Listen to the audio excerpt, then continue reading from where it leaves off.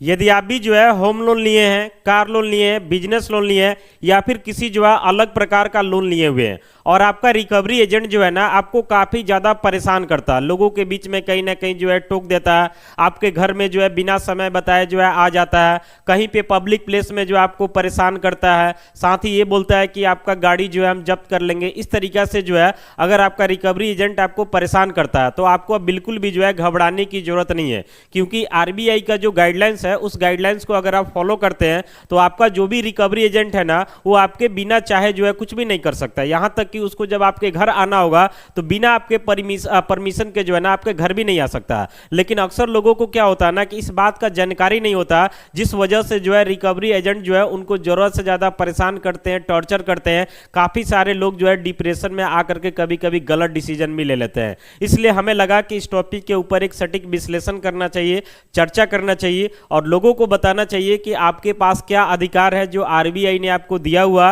यानी इस अधिकार को अगर आप उपयोग करते हैं तो आपका रिकवरी एजेंट जो है कभी भी आपको परेशान नहीं कर पाएगा। इसलिए यहां पे हमने डाला हुआ कि लोन रिकवरी एजेंट अगर आपको परेशान करता है तो क्या करता है। देखिए आज के समय में क्या होता है कि लोग अपने सपना को पूरा करने के लिए, जैसे मान लेते हैं घर का सपना पूरा करना है तो अक्सर लोग होम लोन ले लेते हैं, कार का सपना पूरा करना तो लोग कार लोन ले लेते हैं, कोई बाइक पे भी लोन ले लेता है, कोई पर्सनल लोन वगैरह लेकर के भी अपना कुछ काम करता है, कोई बिजनेस लोन भी लेता है और लोग जो है उसको जमा भी करते हैं। लेकिन कभी कभी क्या होता है ना कि एक दो ईएमआई आगे पीछे हो जाता तो रिकवरी एजेंट जो है आपको परेशान करने लगते हैं, आपको टॉर्चर करने लगते हैं और इस वजह से काफी सारे लोग डिप्रेशन के शिकार भी हो जाते हैं और कुछ लोग गलत कदम तक भी ले लेते हैं। इसलिए जो है आरबीआई का जो सही गाइडलाइंस है ना इसके बारे में आपको जानकारी होना काफी ज्यादा जरूरी है, जो इस वीडियो में आपको हम बताने वाले हैं। सबसे पहले ये जानिए कि लोन और रिकवरी एजेंट्स की जो है क्या भूमिका है। तो अभी के समय में क्या होता है ना कि जैसे मान लेते हैं कि बहुत सारे लोग वैसे हैं कि जो डायरेक्ट लोन नहीं ले पाते हैं, समझ रहे ना, जैसे कि जो जानकार है, सब कुछ उनके पास प्रॉपर है,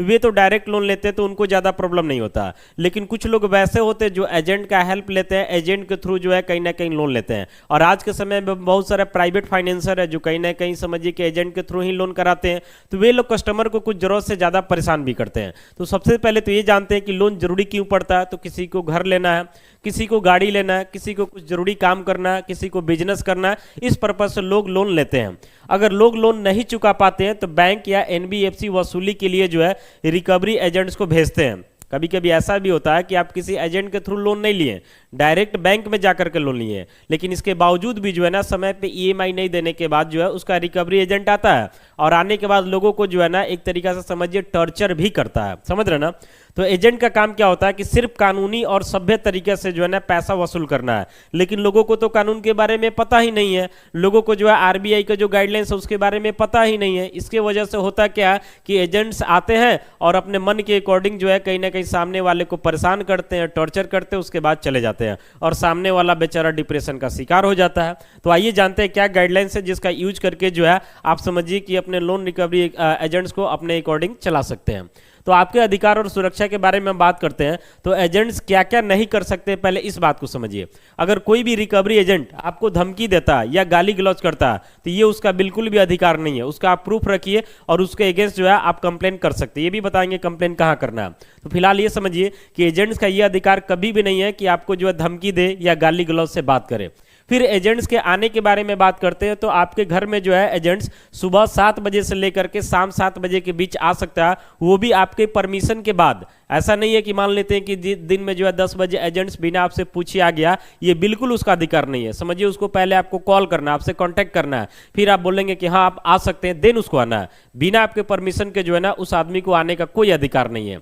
समझ रहे ना। इसके साथ जो है आपके साथ वो कोई भी बदतमीजी नहीं कर सकता। जैसे मान लेते हैं किसी पब्लिक प्लेस में है, आपके साथ कुछ लोग बैठा हुआ, उस बीच में वो आदमी आकर के जो है ना आपको लोन के बारे में कोई भी चर्चा नहीं कर सकता। या फिर मान लेते हैं कि आपका गाड़ी वगैरह है तो गाड़ी को जो है गलत तरीका से जब्त करने वाला जो है कोई भी कार्रवाई वो नहीं कर सकता। यानी कुल मिलाकर के ये समझिए कि आपके इज्जत का ख्याल जो है ना उसको पूरा रखना पड़ेगा। साथ ही जो है ना आपके मान सम्मान के साथ कोई भी कंप्रोमाइज नहीं होना चाहिए। अगर इस तरीका से आपको कुछ भी लगता है कि आपका लोन रिकवरी एजेंट आपको परेशान कर रहा, टॉर्चर कर रहा, गलत तरीके से बात कर रहा, पब्लिक प्लेस में कुछ भी बोल दे रहा, तो उसके बाद आप क्या कर सकते हैं कि आप शिकायत कर सकते हैं। शिकायत करने के लिए या तो आप बैंक में अपने जा सकते हैं जहां से आप लोन वगैरह लिए हुए हैं, या एनबीएफसी के जो है पोर्टल पे जाकर के वहां पे डायरेक्ट आप कंप्लेन को रजिस्टर कर सकते हैं। अगर ये भी आपसे नहीं हो पाता